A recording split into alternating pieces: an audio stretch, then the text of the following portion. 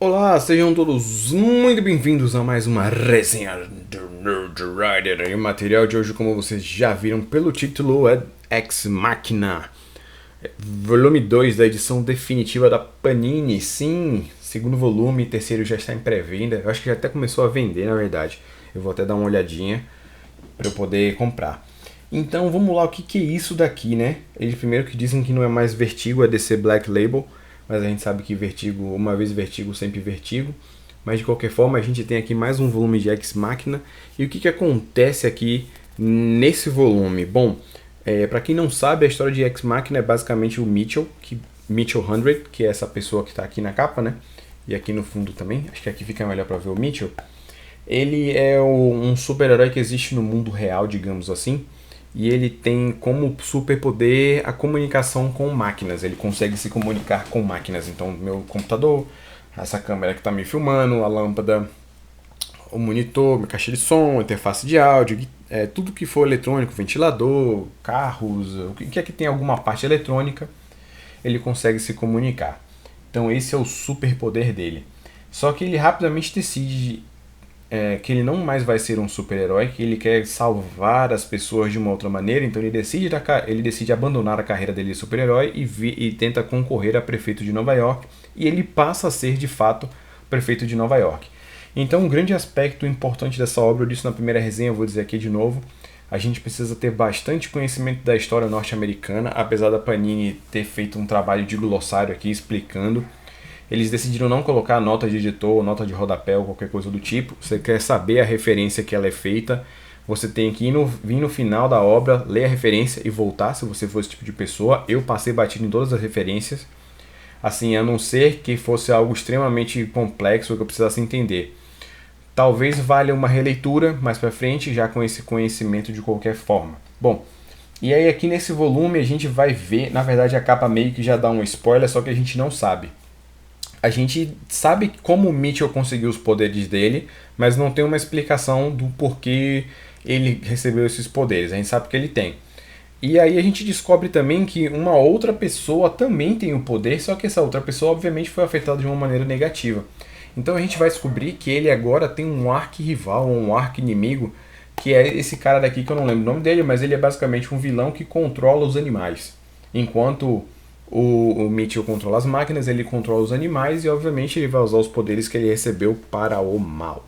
Então a gente vai ver com um pouquinho do passado deles dois, porque apesar do Mitchell ter atuado muito pouco tempo como super-herói, muitas coisas aconteceram com ele e essas coisas estão influenciando o presente dele como prefeito de Nova York. Então já não basta o cara ter que lidar com as tretas de ser prefeito de uma das maiores cidades, uma das maiores metrópoles do mundo. Então o cara, além de ter que lidar com esses problemas, tem que lidar ainda com os problemas de ser um super-herói aposentado, tá? E tudo que isso causou na vida dele. Então a gente vai vendo sempre um pouquinho do passado do Mitchell, a história vai sempre indo e voltando, né? Tem várias indas e vindas, sempre mostrando um pouco do passado dele, contextualizando com o presente, mostrando os possíveis reflexos, qual o lado positivo e negativo disso tudo, e a gente vai sempre acompanhando a vida dele, tá? Alguns questionamentos são levantados, mas sem dar resposta. No primeiro volume, o primeiro volume basicamente terminou com ele entrando no apartamento de uma mulher e ela perguntando se ele era gay ou não, ele não respondeu. Aí a gente continua com esse volume, com essas insinuações, né? Levantando esse questionamento. E aí a gente vê que tudo é complicado quando você é prefeito de Nova York, enquanto qualquer outra pessoa, se fosse gay ou não, a gente não sabe porque não diz aqui. E eu não vou entrar nesse detalhe, porque eu não acho que seja importante. Inclusive eu entendi o que foi feito, mas achei desnecessário de colocar esse detalhe aqui. Qualquer coisa para uma pessoa normal, para uma pessoa que não é famosa, né, ou que não tem um cargo político ou público, é um ato muito mais simples, né? Se ele se assume gay, ele vai ser o primeiro prefeito de uma cidade que se assume, e isso vai gerar consequências. Se ele não se assume, mas continua solteiro, isso também gera consequências e assim vai indo, né? Então a gente vê tudo o que o cara precisa fazer para poder exercer o trabalho dele, que é ser prefeito. Então, de maneira geral, velho, esse volume continua muito bem. Eu achei a narrativa um pouco mais lenta. Essa ideia de ir e voltar me cansa um pouco. O que salva são os diálogos. que são muito bons. O Brian K. Vaughan tem uma coisa de colocar os diálogos dos personagens fazendo muito sentido, muito contexto para a história, mostrando a personalidade de cada um. Sabe aquela coisa de você estar lendo um livro e você imagina a voz pro personagem? Então, eu acho que isso acontece quando você consegue perceber claramente a personalidade de cada um deles. E para mim isso aconteceu. Então, quando eu leio os balões do Mitchell, eu imagino uma voz para ele, né? Quando eu vejo os balões do parceiro dele, ou do ex-parceiro, esqueci o nome dele agora também, imagino, né? Uma voz e assim vai indo. Então, velho, sensacional, recomendo muito. Um bagulho violento, sem papas na língua, mostra nudez, né? Não sei nem se tem um aviso aqui de que é mais 18, eu acho que tem. Proibido para menores de 18. Porque tem bastante sangue, tem bastante violência. Não é gratuito, apesar de que tem uma cena que aparece uma mulher que trabalha para ele de camisola falando no telefone com ele, que não tinha necessidade nenhuma dela estar de camisola. Tentou dar uma justificada que era isso ou aquilo outro, mas para mim foi só conversa. Enfim, e aí a gente vai vendo o que vai acontecer com ele. Fica um final aberto aqui, né, de novo, né, fica a margem para continuação pro terceiro volume. É muito bacana você ver a questão da política, como ela é trabalhada aqui. Recomendo, velho, recomendo demais. Podem comprar essa obra, obviamente não comprem com um preço cheio, porque não vale a pena.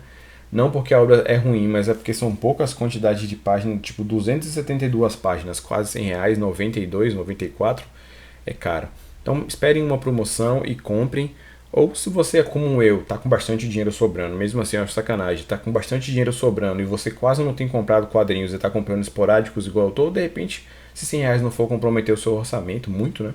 Pode comprar. De qualquer forma, a recomendação de compra é válida. Se você gosta de todos esses elementos que eu falei, se você acha interessante bons diálogos, se você acha que personalidade dos personagens, né, demonstrada claramente é importante, pode ir na obra. Se você gosta dessa questão de como é que funciona o mundo da política e das figuras públicas, né, pode ir também. Se você gosta de mistério, porque querendo ou não tem um mistério de como que ele adquiriu os poderes dele, como é que ele usou os poderes e o que causou o afastamento dele. Na verdade isso é dito várias vezes, né, mas enfim, são detalhes. Eu não sei se é spoiler ou não, mas ele se aposentou depois que aconteceu o atentado às Torres Gêmeas. Só que aqui no caso dele, ele conseguiu prevenir que a segunda torre fosse derrubada. Ele conseguiu salvar algumas pessoas da primeira, mas não salvou todo mundo. Mas ele conseguiu fazer com que o segundo avião que bateu na segunda torre não batesse. Então a história meio que varia a partir da nossa nesse ponto, tá bom? Então é isso, eu espero que vocês tenham gostado. Eu vou ficando por aqui. Deixe aí o seu comentário sobre Ex Machina ou Ex Machina, como preferir. O que você acha? E é isso. Um beijo, um queijo pra vocês e até a próxima resenha do Nerd Rider.